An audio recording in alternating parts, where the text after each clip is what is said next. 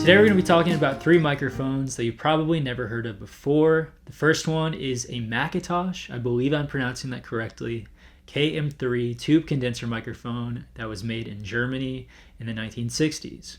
This microphone looks very similar to the Neumann CMB 563. At first, I honestly thought this was like a prototype to that microphone, but it's not. It is a different microphone that was made by a German engineer that fixed different audio equipment back in the 60s, and he built a line of three different microphones, and this is one of those microphones.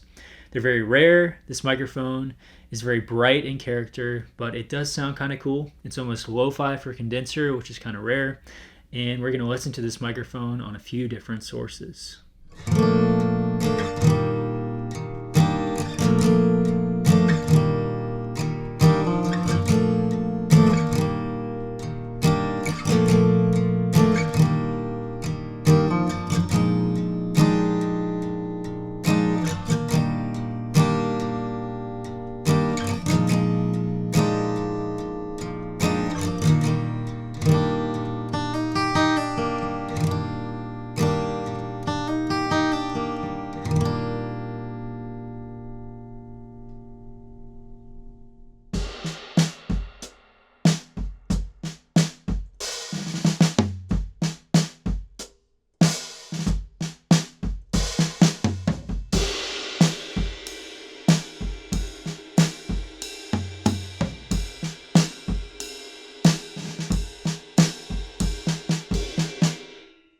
The next microphone is this lifetime ribbon microphone.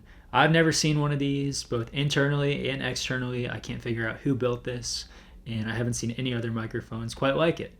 But overall, I restored it with a Cinemag transformer and a new ribbon, and it sounds pretty good.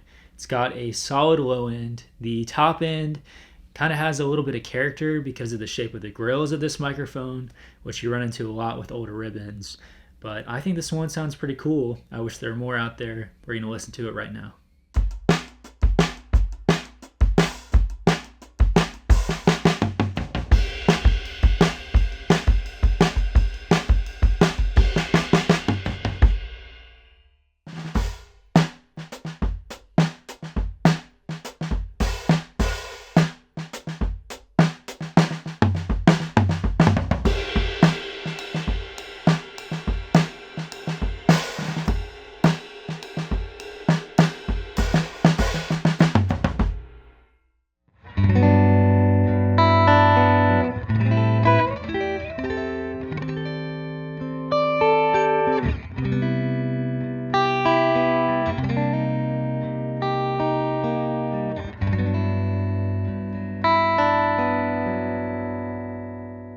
The last microphone is the AKG D3600, and I've seen a couple of these over the years, but they never looked that convincing, but they actually sound awesome. My friend even told me it looks like a microphone you'd find in a pawn shop in the 90s, which is 100% true. But these are actually the last of AKG's dual diaphragm dynamic microphones. So if you know the D224E and those types of microphones, this was the last one that they made like that, with both a high frequency capsule and a low frequency capsule.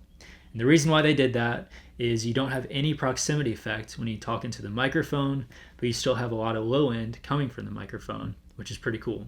So we're going to listen to this one on kick. I'm honestly very impressed by these microphones.